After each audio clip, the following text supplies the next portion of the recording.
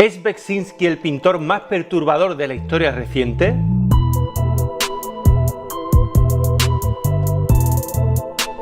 Hola, soy Antonio García Villarán y en este vídeo te voy a hablar de uno de los pintores más oscuros, más herméticos y más extraños del siglo XX. Porque te voy a decir una cosa.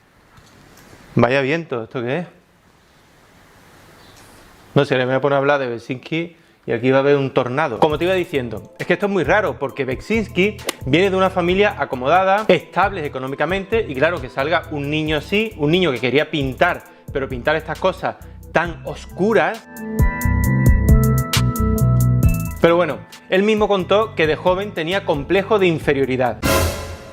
Ganaba dinero en una fábrica de autobuses recogiendo, barriendo, pero tengo que decir que él nunca aceptó un trabajo a tiempo completo, porque él priorizaba su tiempo para hacer arte. Pero ¿cómo llegó a hacer estas pinturas? ¿Dónde aprendió? ¿Qué le pasaba por la cabeza? Pues mira, un dato que te doy es que él estudió arquitectura en Cracovia y claro, de ahí le viene ese interés por el dibujo. Llegó a tocar la fotografía con resultados espléndidos, que ya lo verás un poco más adelante, y empezó a pintar abstracción, pero bueno, eso te lo cuento luego. Lo que más se dice de este pintor polaco es que era todo un misterio, que era muy reservado y además, como no le ponía título a sus obras, tenía múltiples interpretaciones. No sabemos realmente lo que quiere expresar el artista.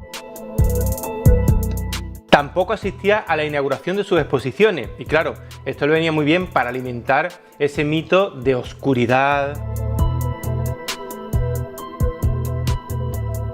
de persona que no salía de su cueva. En fin, lo que pasa es que, claro, también te digo que esto no es del todo cierto. Si vemos documentos audiovisuales de la época, vemos a Beksinski en diferentes programas de televisión promocionando su obra, como es lógico.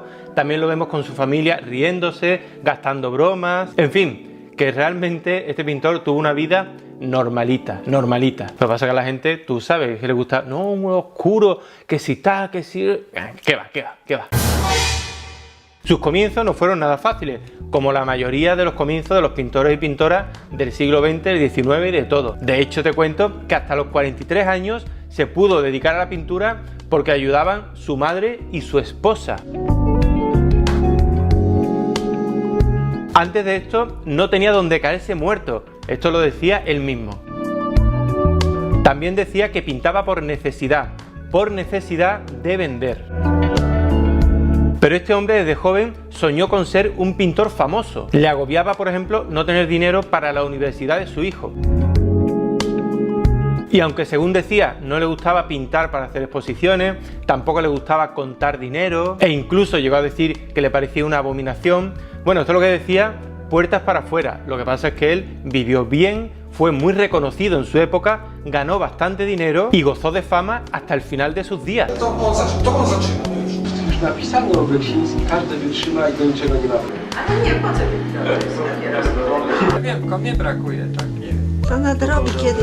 Y tampoco es que viviese como un monje, que va. Una de las cosas que más le gustaba eran las cámaras fotográficas, las cámaras de vídeo, y se gastó un pastizal comprando los últimos modelos. Pero ¿cuándo se hizo famosa?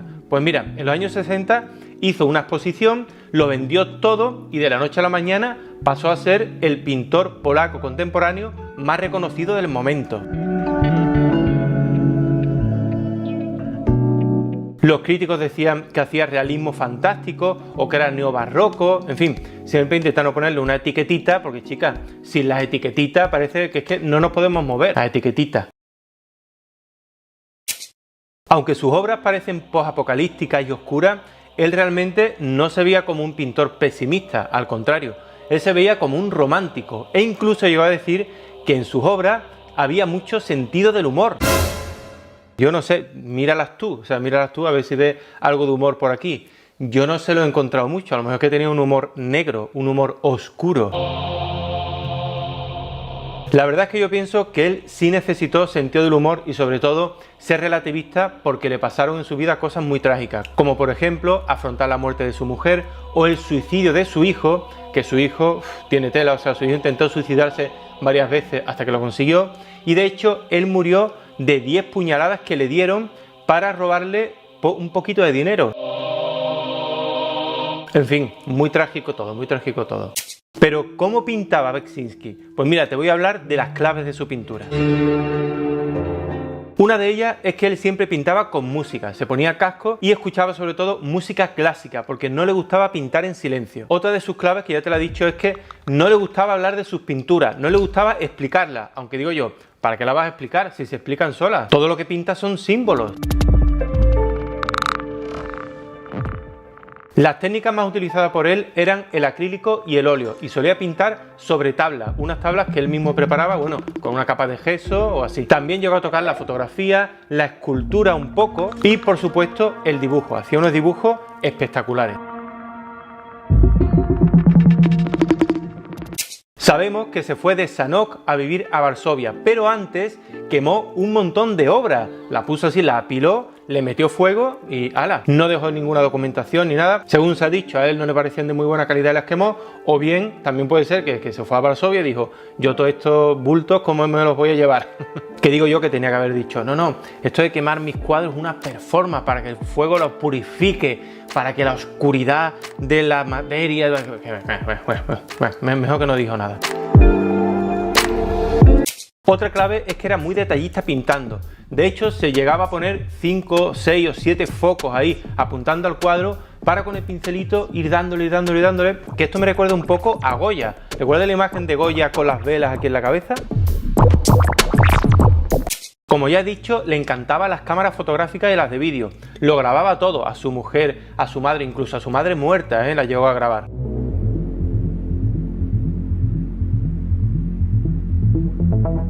Le gustaba todo ese hiperrealismo que se veía a través del objetivo, porque lo que yo creo realmente es que él intentó hacer eso, pero con su mente. Todo lo que pasaba por ahí dentro, él intentó que su mano, su ojo y su mano, fuese esa cámara fotográfica que lo ponía en el lienzo. También pienso que todas estas imágenes podían venir a lo mejor de ciertas imágenes de la posguerra, imagínate, 2 guerras mundiales, que esto dejaba imágenes de cadáveres putrefactos, de mutilaciones, de muertes horripilantes, y bueno, esto evidentemente le tenía que influir, claro que sí.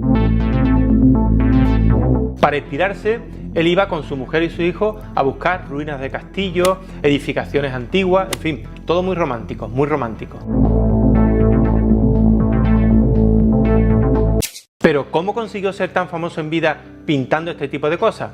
Pues también te voy a dar las claves. Primero te digo que él en 1985 ya tenía un agente que en principio era un comprador de su obra, un abogado que se dedicó a moverlo por todas partes e incluso le conseguía exposiciones en París.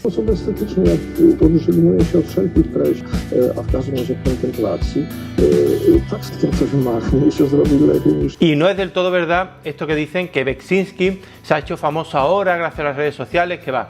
Él ya era famoso en su tiempo, exponía muchísimo, lo vendía prácticamente todo, le hacían muy buenos catálogos, muy bien editados y era muy popular en el mundillo del arte. Su marchante siempre le decía que ya se había forjado una marca, que tenía un estilo reconocible y que incluso tenía fans.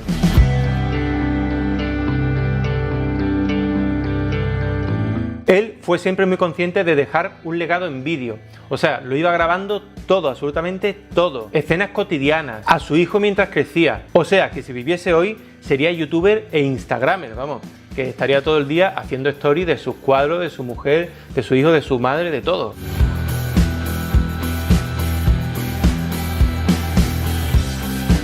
Él se preocupó mucho de dejar un legado en imágenes. De hecho, te recomiendo una película que hay en Filmin que se llama Los Beksinski, que prácticamente toda está hecha de esas imágenes que él fue cogiendo a lo largo de toda su vida.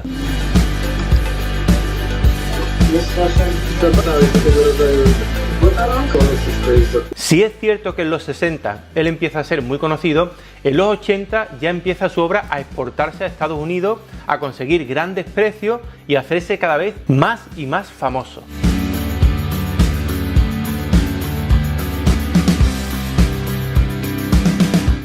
Pero, ¿cuáles son sus etapas artísticas? Pues mira, yo te lo voy a contar. En los años 50, él empieza a experimentar. Y además es muy extraño, porque él no es que empezase a pintar de manera clásica un bodegón, o una naturaleza muerta, o un paisaje, o un retrato. No, no. Él empezó directamente con la fotografía, con la abstracción, pintando texturas y elementos así arquitectónicos, pero que parecían las imágenes que después él iba a desarrollar un poco más a lo largo de los años. Y también llegó a hacer alguna esculturita. Pero te digo que su obra al principio tenía la estética esta del arte degenerado, ¿no? Bueno, de lo que la Alemania nazi llamaba arte degenerado.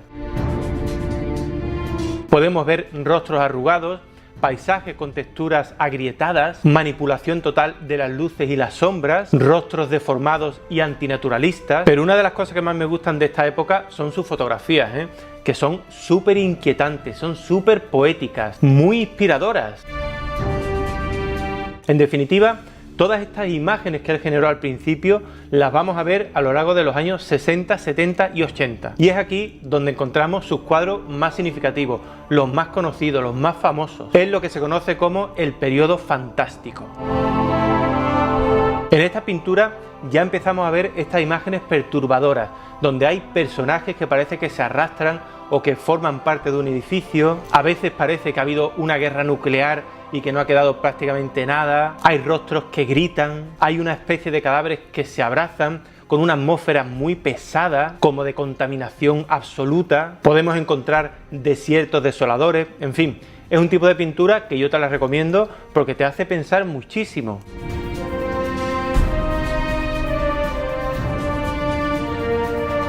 Él llegó a decir que él deseaba pintar como si estuviese fotografiando sus sueños. ¿Qué digo yo? ¿Sueños de qué? Pesadillas, ¿no? Porque esto parece más pesadilla que otra cosa.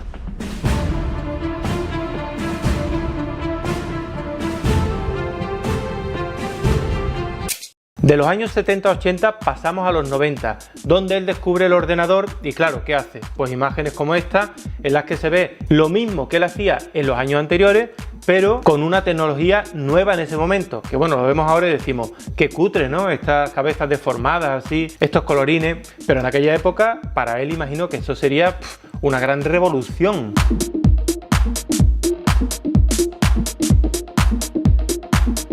Pero ¿cuáles fueron sus influencias? O sea, ¿dónde se inspiraba él para hacer estas pinturas? Pues te voy a contar una cosa que me cabrea, bueno, no es que me cabree, pero me da mucho coraje, que él decía que no iba a ver exposiciones, que no miraba libros, que no quería ser influenciado por nada. Y mira, chica, te voy a decir una cosa.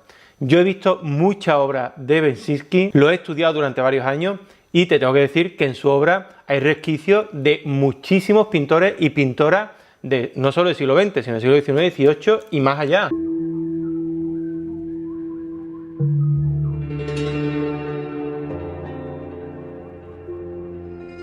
Por ejemplo, no me digas que él no miró los grabados de Kubin, de Alfred Kubin. Alfred Kubin, el pintor de las pesadillas. Que sí, que él usaba una terminación diferente, pero que las imágenes, o sea, el germen de la obra de Kubin está en Beczinski. Duchamp, por supuesto, también, desnudo bajando la escalera, con este otro cuadro. Es que, vamos, no me digas que no lo tuvo que ver, que no se le apareció por ahí en algún libro, en alguna exposición o algo. Es que, verás, no se puede negar lo innegable. Magritte, no me vayas a negar que el surrealismo de las pinturas de Magritte no está en Beczinski. E incluso un cuadro que tiene Magritte, donde pinta el cielo como si fuese de día y la casa como si fuese de noche, esto también lo utiliza Beczinski en una de sus obras. Por supuesto, el cartel polaco de los años 50, 60 y 70, que tiene una estética muy similar a las obras de Beczinski. Y eso él lo tuvo que ver, aunque sea por la calle, y por supuesto se dejó influenciar. ¿Y qué me dices del Bosco? ¿Tú crees que Beczinski realmente no miró cuadros del Bosco para inspirarse en hacer lo suyo? Venga, venga, chica. A mí es que esta gente que dice, no, yo soy autodidacta, bueno, autodidacta ya ni nombrarlos, pero que dicen, no, yo no me inspiro en nada, todo sale de mí, de dentro de mí. Anda ya.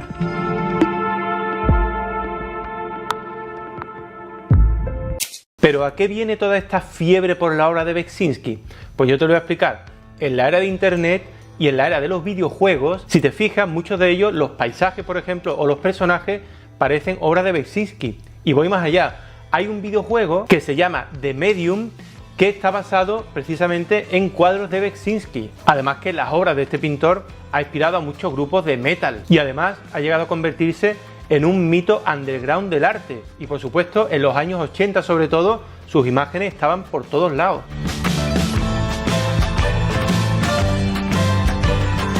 Además te voy a decir otra cosa.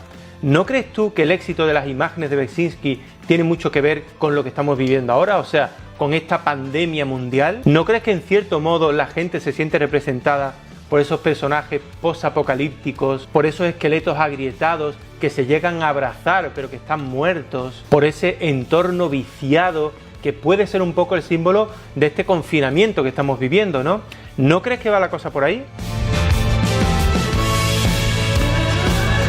E incluso te digo que hay una pintora, creo que es polaca, que a mí me encanta, Aleksandra Walejewska, de la cual ya he hablado en algún que otro vídeo, cuyas obras, por supuesto, están inspiradas en algunas de las imágenes de Beksinski. Y bueno, no me digas que Remedios Varo o Leonora Carrington también tenían esas ideas en la cabeza fantásticas, no tan tremendas, por supuesto, pero sí ese mundo onírico que tanto buscó Beksinski en sus obras.